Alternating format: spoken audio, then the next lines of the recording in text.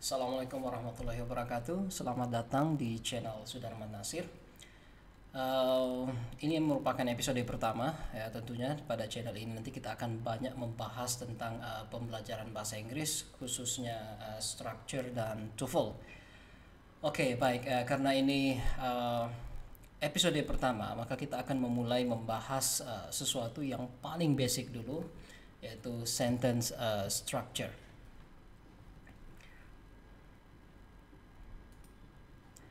Oke, sebelum kita membahas lebih jauh tentang apa itu sentence, kemudian struktur dari kalimat itu sendiri apa, coba kita identifikasi. Di sini ada 5, ya, ada 5 contoh di sini. Silahkan diidentifikasi di antara 1 sampai 5 ini, yang mana diantaranya merupakan sentence atau kalimat. Oke, number 1, ya, Susan really diligent girl. Ya, menurut kalian apakah ini termasuk sentence atau bukan? Oke, kita beri waktu 5 detik untuk menjawab.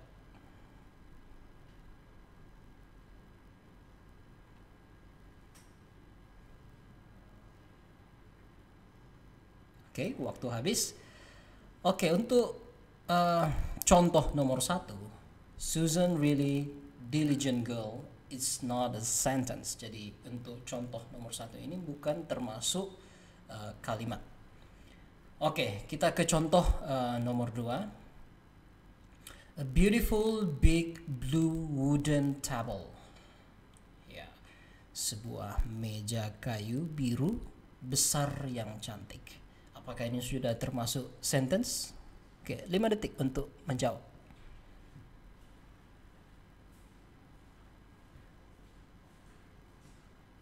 Oke, time out. Yes or no? No, yeah, it's not a sentence. Jadi ini juga bukan termasuk kalimat. Ya, jadi contoh 1 dan 2 tidak termasuk dalam kalimat atau bukan merupakan sentence. Oke, kita lanjut ke contoh nomor 3. Stop. Ya, hanya 1 kata. Oke, 5 detik untuk menentukan apakah ini kalimat atau bukan.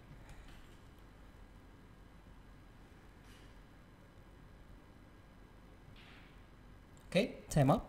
Kalimat atau bukan? Yes, it is a sentence. Ya, jadi ini termasuk kalimat. Oke, nanti kita akan bahas kenapa. Oke, kita lanjut. Contoh nomor 4. Because she is the best in the class. Ya, karena dia yang terbaik di dalam kelas. Oke, apakah ini termasuk sentence juga? 5 detik untuk menjawab.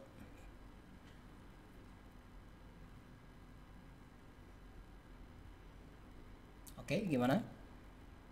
No, this is not a sentence. Oke. Oke, kita lanjut contoh yang terakhir, contoh nomor 5. I want to go camping in the weekend. Oke, apakah ini termasuk kalimat? 5 detik untuk menjawab.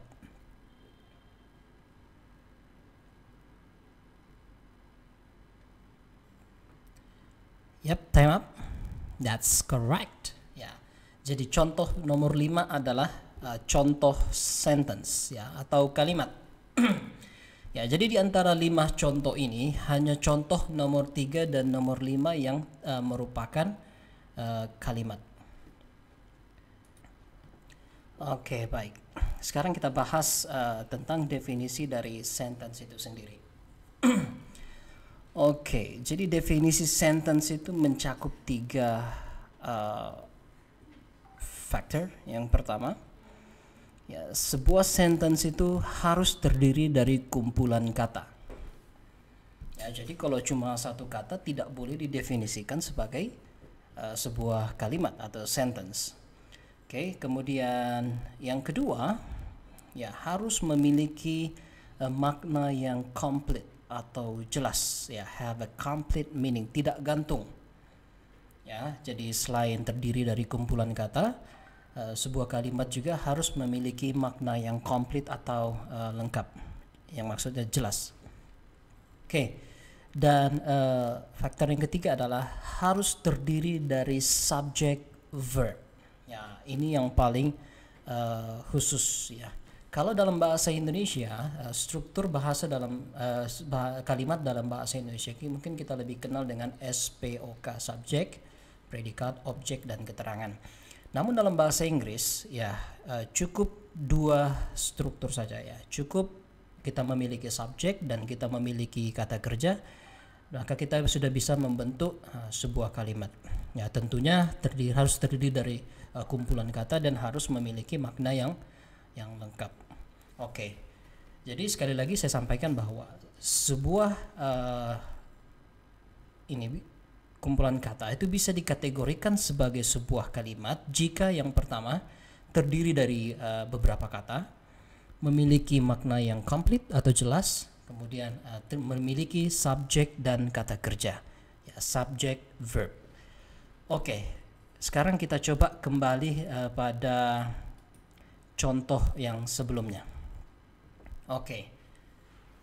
Pada contoh satu tadi saya katakan bahwa contoh satu ini tidak termasuk kalimat.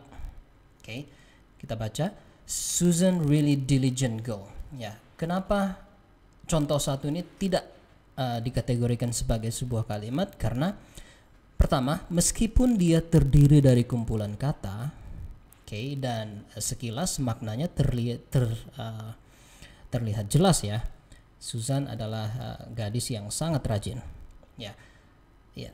Tapi sayangnya contoh nomor satu ini tidak memiliki kata kerja, ya. Jadi kita sudah memiliki subjek Susan sebagai subjeknya, namun tidak ada kata kerjanya, ya. Sehingga meskipun dia terdiri dari kumpulan kata, kemudian memiliki makna yang komplit, tapi tetap dia tidak boleh dikategorikan sebagai kalimat, ya. Jadi contoh nomor satu ini bisa kita revisi untuk dijadikan kalimat dengan cara menambahkan to be yang berfungsi sebagai kata kerja. Jadi kalimat yang benar adalah Susan is a really diligent girl. Oke, baru bisa dikategorikan sebagai sebuah kalimat karena sudah memiliki subjek dan kata kerja. Oke, kita lihat contoh yang kedua. Ya, tadi saya juga sampaikan bahwa contoh kedua ini juga tidak termasuk dalam kalimat. Oke, meskipun dia memiliki a group of words, kumpulan kata terdiri dari 6 kata, a beautiful big blue wooden table. Ya, tapi dan memiliki makna yang komplit ya. Sebuah meja kayu berwarna biru besar yang cantik. Maknanya komplit, jelas. Hanya saja contoh nomor 2 ini tidak memiliki subjek dan tidak memiliki kata kerja, sehingga tidak boleh dikategorikan sebagai sebuah kalimat. Ya, kumpulan kata semacam ini itu lebih dikenal dengan istilah phrase atau dalam bahasa Indonesia frasa. Oke, nanti pada episode yang lain kita akan coba membahas tentang perbedaan antara kalimat, frasa, dan klausa. Oke, lanjut kita lihat contoh nomor 3, stop. Kemudian tanda seru. Oke, pasti banyak yang bertanya-tanya contoh nomor 3. Kok contoh nomor 3 ini dikategorikan sebagai kalimat? Sedangkan contoh ini hanya terdiri dari satu kata saja. Oke, syarat tadi disampaikan bahwa syarat membentuk sebuah kalimat itu setidaknya harus terdiri dari kumpulan kata. Ini kok cuma satu tapi termasuk kalimat? Oke, kita jelaskan. Dalam bahasa Inggris kita mengenal imperative sentence, salah satu jenis kalimat yang disebut imperative sentence atau kalimat perintah. Biasanya kalimat perintah diucapkan atau ditulis tanpa mencantumkan subjeknya agar memberikan penekanan pada kata kerjanya sebagai bentuk perintahnya. Namun apakah berarti kalimat perintah tidak memiliki subjek? No. Ya, kalimat perintah tetap memiliki subjek. Hanya saja subjeknya tidak disebutkan atau tidak dituliskan. Lalu apa yang menjadi subjek dari sebuah kalimat perintah? Oke. Yang menjadi subjek dari sebuah kalimat perintah atau imperative sentence adalah you. Ya, you adalah objek dari subjek dari sebuah kalimat perintah. Ya, ketika misalnya kita mengatakan stop, berhenti, itu artinya kita meminta orang untuk berhenti. You stop. Ya, you stop doing that. Ya, jadi sebenarnya ada subjeknya. Hanya karena kita mau emphasize, menekankan pada kata kerjanya, ya maka subjeknya tidak dituliskan atau tidak disebutkan. Ya, itulah kalimat perintah atau imperative sentence. Tapi bukan, ingat sekali lagi, bukan berarti imperative sentence tidak memiliki subjek. Hanya saja tidak disebutkan atau tidak dituliskan. Oke, jelas ya? Baik, selanjutnya kita lihat contoh nomor 4. Ya, because she is the best in the class. Karena dia yang terbaik di dalam kelas. Oke, contoh nomor 4 ini jelas terdiri dari kumpulan kata, terdiri dari banyak kata bahkan. Terdiri dari ada subjeknya, ada kata kerjanya. Yang berfungsi sebagai subjek di sini adalah she. Kemudian kata kerjanya adalah is. Ya, jadi ada subjek, ada kata kerja, kemudian tentunya terdiri dari kumpulan kata. Namun yang contoh nomor 4 ini tidak kita kategorikan sebagai sebagai kalimat atau sentence karena dia tidak memiliki makna yang komplit atau makna yang jelas. Kalau kita coba terjemahkan dalam bahasa Indonesia, karena dia yang terbaik di kelas. Ya, bisa kita bayangkan coba, tiba-tiba teman kalian datang masuk di dalam kelas, dia langsung memberitahu kalian bahwa karena dia yang terbaik di kelas. Apa yang terjadi? Oke, awkward moment, right? Kita pasti akan bertanya-tanya, emang kenapa? Kok dia tiba-tiba datang langsung mengatakan karena dia yang terbaik di dalam kelas? Iya, kita membutuhkan informasi tambahan untuk membuat kalimat ini menjadi jelas. Ya. Jadi yang semacam ini tidak boleh dikategorikan sebagai kalimat. Ya, tapi hanya berupa sebuah klausa atau clause, lebih tepatnya subclause. Dalam bahasa Indonesia umumnya disebut anak kalimat. Ya, tapi dalam bahasa Inggris clause dan sentence jelas berbeda. Oke, jadi nomor 4 ini meskipun dia memiliki subject verb, ya, tapi dia tidak memiliki makna yang komplit atau jelas. Ya, dan dia hanya bisa memiliki makna yang jelas kalau misalnya kita tambahkan informasi, ya, yang menjadi induk kalimat. Oke, contoh, dia terpilih karena dia terbaik di dalam kelas. Maknanya jelas tidak? Ya, tentu jelas ya. Tapi kalau cuma hanya mengatakan karena dia yang terbaik di kelas, itu kan tidak jelas. Ya, butuh kalimat tambahan sebagai induk kalimat untuk membuat anak kalimat ini menjadi jelas. Dia terpilih karena dia yang terbaik di dalam kelas. Oke, baru memiliki makna yang jelas. Jadi gabungan anak kalimat dan induk kalimat atau main clause dan subclause ini itu membentuk kalimat yang disebut complex sentence, atau dalam bahasa Indonesia kita kenal dengan istilah kalimat majmuk bertingkat. Oke. Dan nanti seperti yang saya sampaikan tadi, kita akan coba bahas perbedaan antara klausa, frasa, dan kalimat pada pertemuan selanjutnya. Oke, kita kembali ke contoh nomor 5. I want to go camping in the weekend. Saya mau pergi camping di akhir minggu, akhir pekan. Oke, kalimat ini jelas terdiri dari kumpulan kata, memiliki subjek yaitu I, dan memiliki kata kerja yaitu want. Maknanya juga jelas. Jadi nomor 5 jelas merupakan sebuah kalimat. Oke, baik, kita lanjut. Ya, tadi dikatakan bahwa syarat membentuk sebuah kalimat itu harus memiliki subjek dan kata kerja.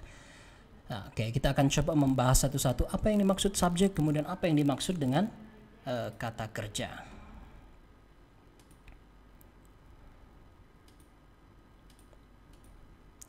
Oke, jadi subjek, ya, atau pelaku. Ya, subjek atau pelaku. Jadi subjek bisa kita definisikan sebagai the head of a sentence. Ya, jadi kepala sebuah kalimat. Bisa juga didefinisikan sebagai the focus of a sentence, ya, fokus kalimat. Bisa juga dikatakan doer atau executor of verbs, pelaku dari kata kerja. Ya, biasanya kalau dalam bahasa Indonesia kita lebih mendefinisikan subjek sebagai definisi yang ketiga di sini ya, eksekutor atau pelaku dari sebuah kata kerja. Namun tahukah kalian bahwa tidak semua kelas kata ya, yang ada dalam bahasa Inggris itu bisa menjadi subjek dalam sebuah kalimat ya. Hanya noun atau kata benda yang bisa berfungsi sebagai subjek ya, termasuk di dalamnya pronouns atau kata ganti, karena kata ganti pada dasarnya juga merupakan nouns atau kata benda ya. Jadi ingat, ketika kita ingin membentuk sebuah kalimat ya, kita harus memiliki subjek dan kata kerja, dan yang bisa berfungsi sebagai subjek adalah noun. Oke, di bawah ini ada beberapa kata, coba kita identifikasi di mana yang mana, di kata mana di bawah ini yang merupakan noun dan bisa menjadi subjek. Yang pertama Susan. Ya, jelas Susan nama orang, dan itu orang yang merupakan kata benda atau noun, sehingga Susan bisa menjadi subjek. Kemudian the dog ya, atau anjing. Ya, anjing juga merupakan noun, kata benda, sehingga bisa berfungsi sebagai subjek dalam sebuah kalimat. Selanjutnya happiness ya, happiness atau kebahagiaan ya, kebahagiaan ini juga termasuk kata benda ya, sehingga bisa kita gunakan sebagai subjek dalam sebuah kalimat. Morocco ya, Morocco nama negara, tentunya ini merupakan kata benda sehingga bisa menjadi subjek dalam sebuah kalimat. Beautiful ya, beautiful bukan kata benda melainkan kata sifat. Apakah beautiful bisa menjadi subjek? Tentu tidak, karena yang bisa menjadi subjek hanyalah kata benda. Playing ya, bermain ya, playing juga merupakan kata benda ya, meskipun berasal dari kata kerja play yang artinya bermain ya, tapi playing di sini sudah mengalami perubahan bentuk ya, atau yang disebut dengan gerund ya, perubahan dari kata kerja menjadi kata benda dengan menambahkan akhiran ing. Jadi playing termasuk noun, kata benda, sehingga bisa kita gunakan dalam menjadi subjek dalam sebuah kalimat. Next, slept. Slept ini kan bentuk kedua atau ketiga dari kata kerja sleep ya, jadi kata kerja dan tidak boleh kita gunakan sebagai subjek. Wind, angin ya, wind adalah kata benda sehingga bisa kita gunakan sebagai subjek. Sandy ya, sandy artinya berpasir ya, sandy berbeda dengan sand. Sand itu merupakan kata bendanya yang artinya pasir, sedangkan sandy itu merupakan bentuk adjektif ya, turunan dari kata sand, sehingga karena dia adjektif maka dia tidak bisa menjadi subjek. Baik, selanjutnya kita membahas tentang kata kerja. Oke. Secara garis besar ya, kata kerja itu bisa kita definisikan sebagai aktivitas yang dilakukan oleh si subjek atau si pelaku. Oke, kemudian kata kerja juga kita bisa definisikan sebagai sebuah situasi atau kondisi yang merefleksikan atau yang mencerminkan si subjek. Ya, kalau kita lihat dari dua definisi ini, tidak semua kata kerja itu berupa kegiatan. Ya, ada kata kerja yang tidak berupa kegiatan ya, karena hanya berfungsi untuk menggambarkan situasi atau kondisi dari si subjek. Dan tentunya only verbs function as a verb. Ya, hanya kata kerja yang bisa berfungsi sebagai kata kerja dalam sebuah kalimat. Oke, kalau tadi yang bisa menjadi subjek hanya noun. Ya, kalau kata kerja yang bisa menjadi kata kerja adalah kata yang berasal dari kelas kata kerja. Oke. Dan secara garis besar kata kerja sendiri itu terbagi menjadi dua. Ada ordinary verbs, kemudian ada auxiliary verbs. Ya, ordinary verbs ini sebenarnya merupakan kata kerja yang umum kita ketahui. Dan biasanya kata-kata kerja ini itu berupa kegiatan atau aktivitas. Jadi kita cenderung mudah mengidentifikasi kata kerja jenis ini, ordinary verbs. Ya, ada transitive, kata kerja yang membutuhkan objek. Kalau tidak ada objeknya berarti salah. Kemudian ada intransitive, lawan dari transitive, ya kata kerja yang tidak membutuhkan objek. Saya kira contoh ordinary verbs nomor 1 dan nomor 2 ini sama seperti yang kita pelajari dalam bahasa Indonesia. Jadi tidak ada bedanya. Kemudian yang ketiga ada linking verbs, ya sebagai penghubung antara subjek dengan adjektif. Jadi linking verb ini sedikit lebih berfungsi mirip to be, ya kata kerja to be. Nanti kita akan bahas. Kemudian ada stative verb. Ya, stative verb kata kerja, yang tidak boleh diprogresifkan atau tidak boleh dibuat dalam bentuk continuous tense. Dan banyak macam lagi ya, ordinary verbs banyak banget. Yang jelas lumrah kita bisa mengidentifikasi ordinary verbs karena dia merupakan sebuah aktivitas atau kegiatan. Ya, namun tidak semua kata kerja itu berupa kegiatan atau aktivitas. Ada juga kata kerja yang tidak berupa kegiatan atau aktivitas. Inilah yang kita sebut dengan auxiliary verbs atau kata kerja bantu.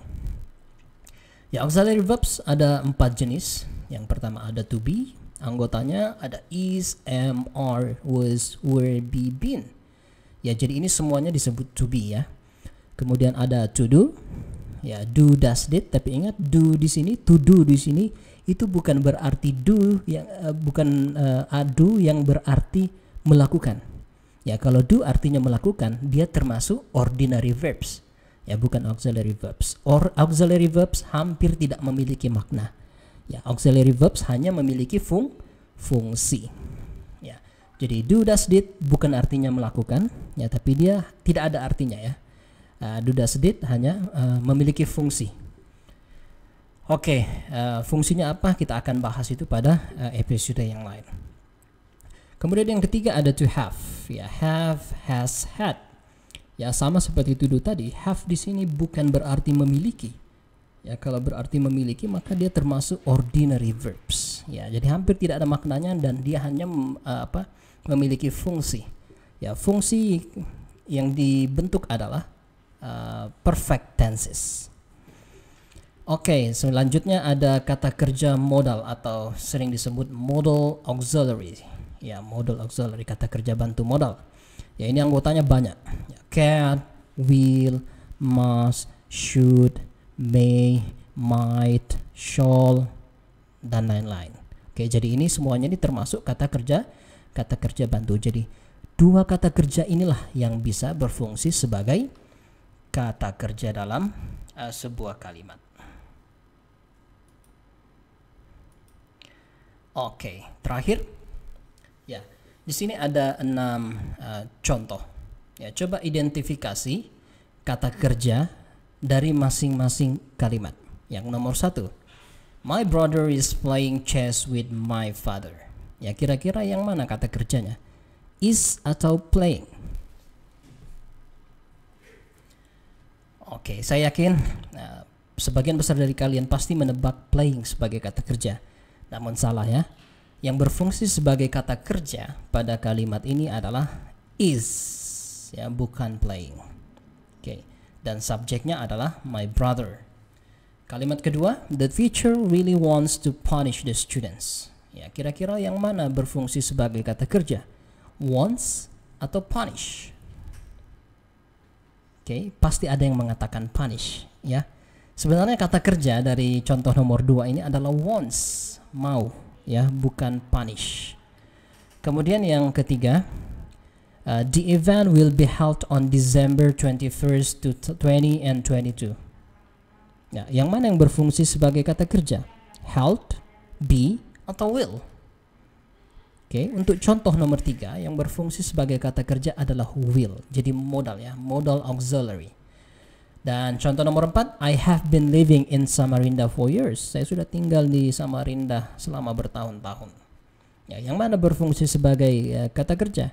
Have, been, atau living. Oke, pada contoh nomor 4 yang berfungsi sebagai kata kerja adalah have, bukan been dan juga bukan living. Oke.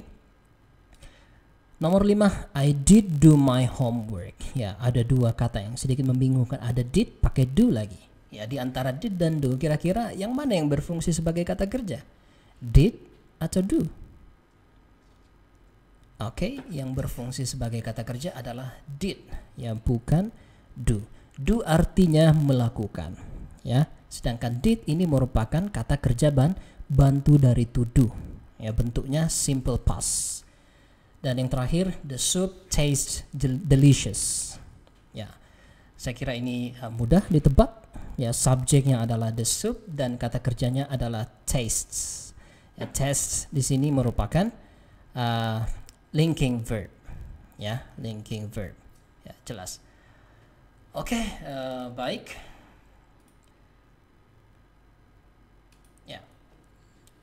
Saya kira demikian pembahasan kita untuk episode pertama. Tentunya akan banyak materi-materi lainnya akan kita bahas pada channel ini. Jadi stay tune. Jika kalian merasa channel ini bermanfaat, silahkan komen, share, like, dan subscribe. Sekian dari saya. Assalamualaikum warahmatullahi wabarakatuh.